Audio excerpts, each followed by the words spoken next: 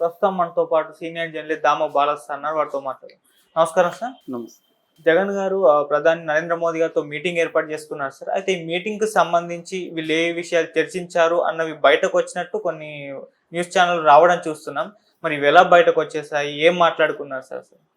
ఎప్పుడు జగన్ వెళ్ళినా తెలుగుదేశం మీడియా ఒక దాన్ని ఫోకస్ చేస్తుంది, వైసీపీ మీడియా ఒక దాన్ని ఫోకస్ చేస్తుంది. ఇది రాజకీయాల్లో పోలరైజేషన్ వచ్చేసింది కాబట్టి అది కామనే.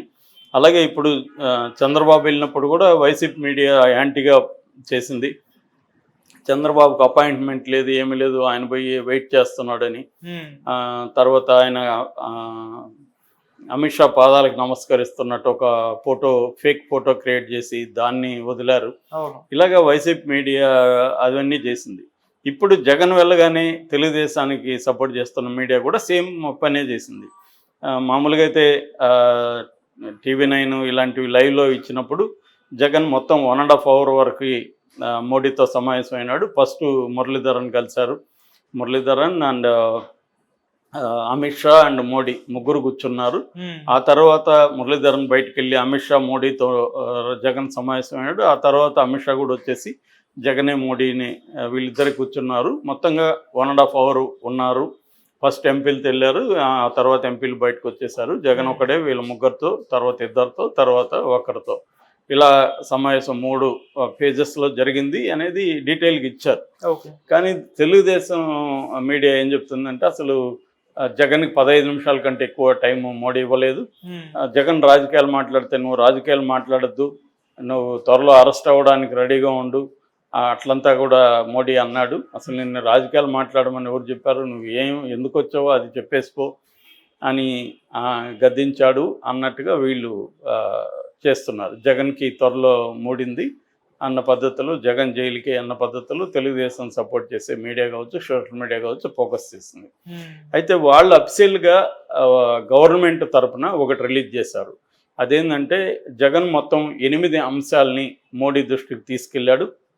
ఆ 8 అంశాలు ఏమంటే, ఒకటి, పోలవరం కాంపోనెంట్ వారీగా ప్రతిదానికి సీలింగ్ ఉంది. ఆ సీలింగ్కి సంబంధించి తీసేయమని ఎప్పటి నుంచి అప్పీల్ చేస్తున్నారు, అది పెండింగ్లో ఉంది. దానికి సంబంధించి 12,911 కోట్లు రిలీజ్ చేయాల్సి ఉంది, అది పెండింగ్లో ఉంది. ఈ రెండు కూడా సెంట్రల్ గవర్నమెంట్ క్యాబినెట్లో పెట్టి నిర్ణయాలు తీసుకోవాల్సింది, దాన్ని గుర్తు చేశారు అనేది 2 అంశాలు.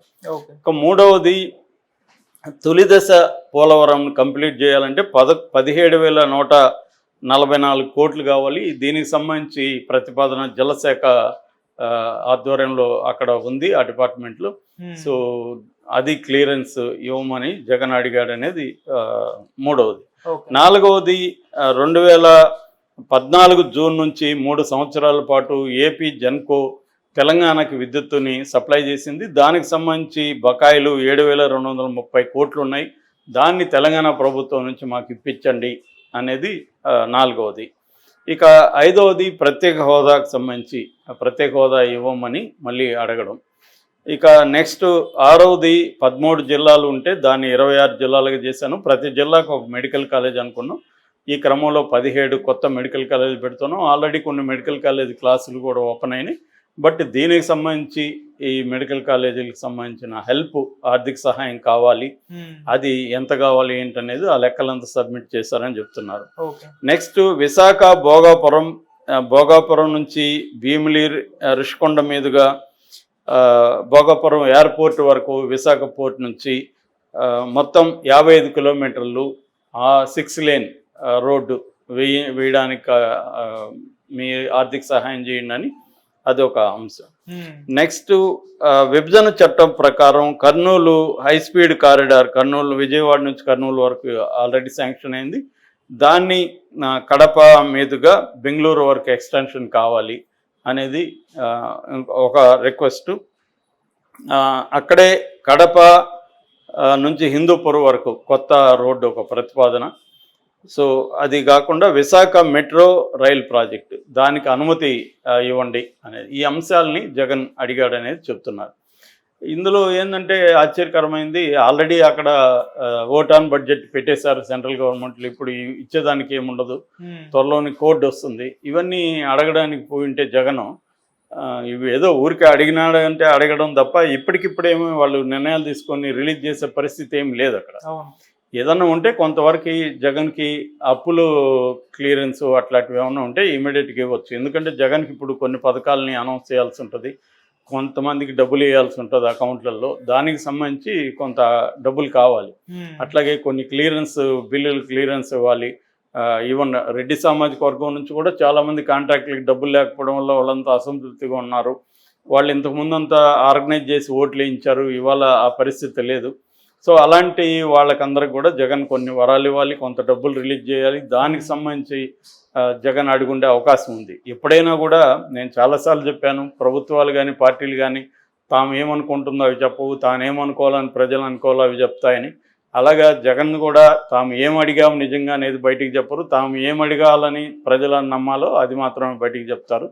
సో అదే విషయాన్ని ఇక్కడ జగన్ ప్రభుత్వం బయటికి చెప్పింది. నిజంగా 15 నిమిషాలు కలిసారా, ఎంత కలిసారంటే మోడీ కూడా ఎందుకు పిలిపించాడు, అసలు అపాయింట్మెంట్ ఎందుకు ఇచ్చాడు జగన్తో క్లియర్గా రాజకీయాలు కూడా చర్చించుంటారు. ఇవి కూడా మొక్కుబడిగా ఇచ్చుంటారు. ఇవి పోయినప్పుడంతా ఇవి అడగడం అనేది అదే పెద్ద విషయం కాదు. అది దాంతోపాటు ఖచ్చితంగా రాజకీయ మీటింగే ప్రధానమైందని చెప్పుకోవచ్చు.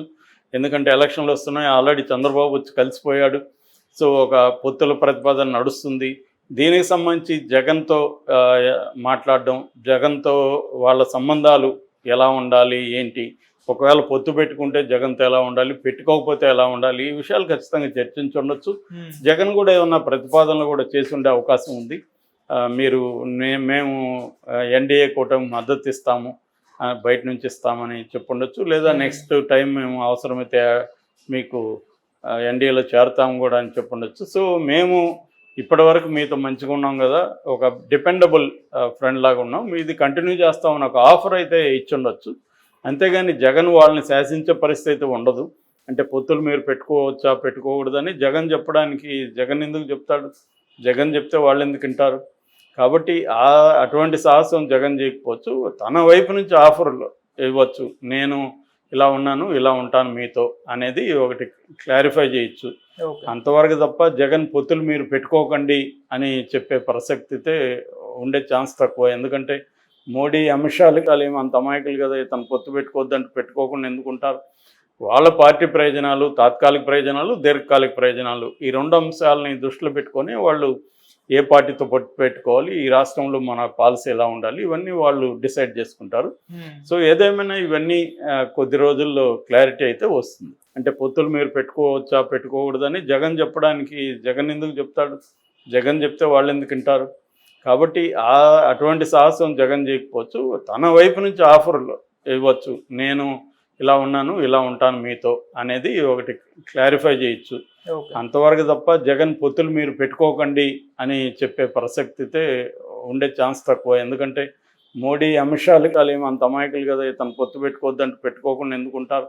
వాళ్ళ పార్టీ ప్రయోజనాలు, తాత్కాలిక ప్రయోజనాలు, దీర్ఘకాలిక ప్రయోజనాలు, ఈ 2 అంశాలని దృష్టిలో పెట్టుకొని వాళ్ళు ఏ పార్టీతో పొత్తు పెట్టుకోవాలి, ఈ రాష్ట్రంలో మన పాలసీ ఎలా ఉండాలి, ఇవన్నీ వాళ్ళు డిసైడ్ చేసుకుంటారు. సో ఏదేమైనా ఇవన్నీ కొద్ది రోజుల్లో క్లారిటీ అయితే వస్తుంది. Okay sir, thank you so much.